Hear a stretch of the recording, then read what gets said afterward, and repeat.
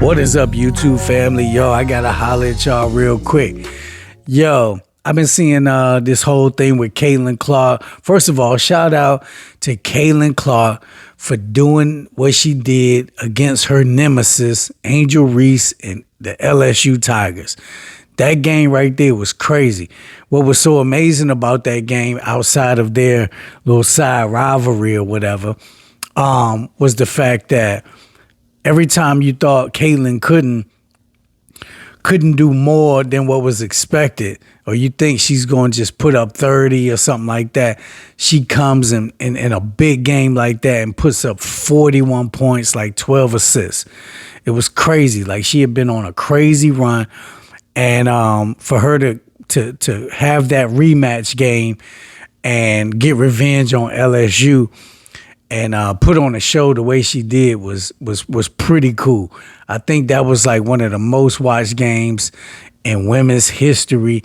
It did numbers bigger than some of the men's sports. It was crazy, right? Because of the Angel Reese, the star that she is, the controversy, all those things mixed together created the drama, and it brought the views and the eyes. And that's good for women's college basketball and women's sports, period. You know what I'm saying? So shout out to them for that. She ended Angel Reese's career, which was crazy because now Angel Reese is going to the WNBA. And then she goes on and plays UConn, which everybody was like, yo, that's going to be a tall task. Like, is she really going to be able to come in and pull off another one again against a loaded team like UConn, a historically loaded team like UConn? See, what y'all got to understand is Iowa doesn't have the best recruits in the country.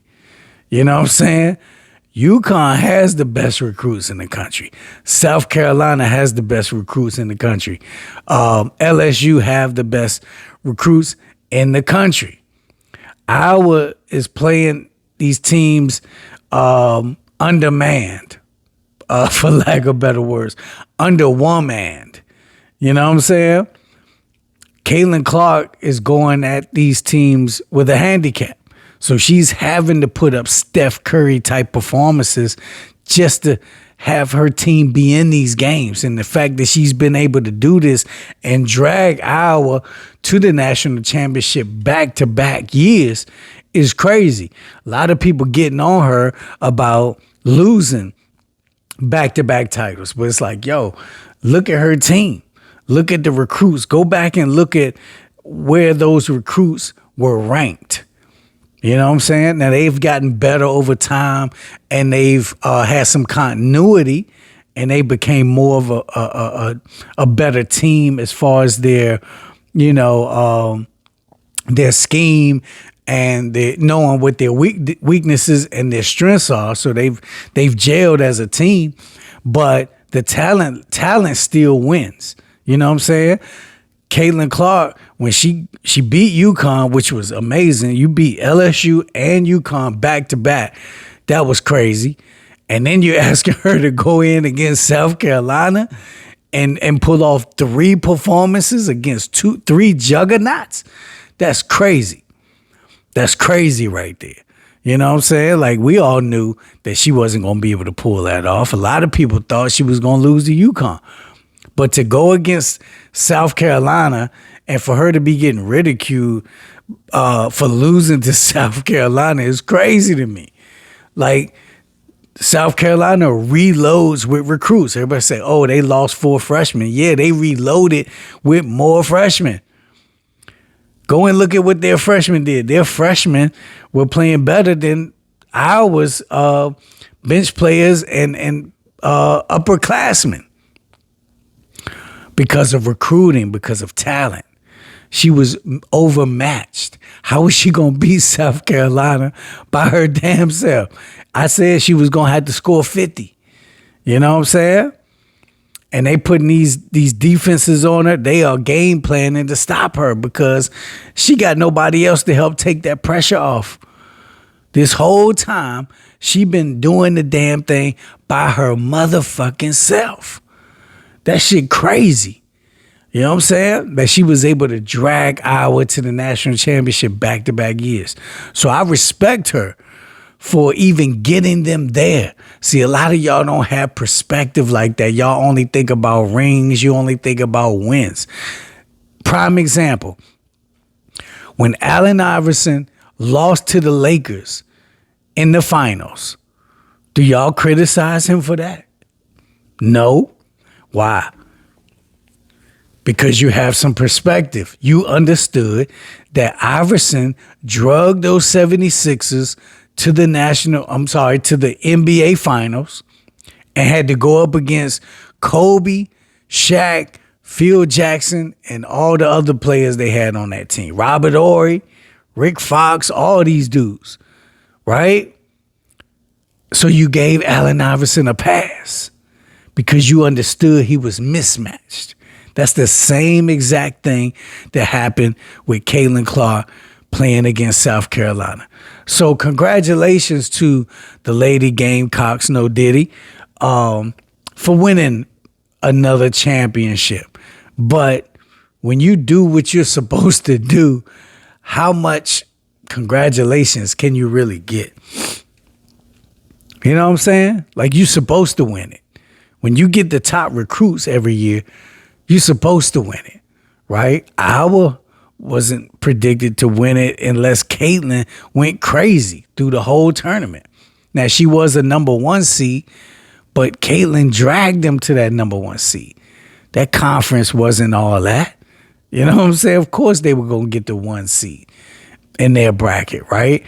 But going up against UConn, LSU, and South Carolina, like, it was like, damn, who did the brackets? Why are you putting her through that kind of gauntlet?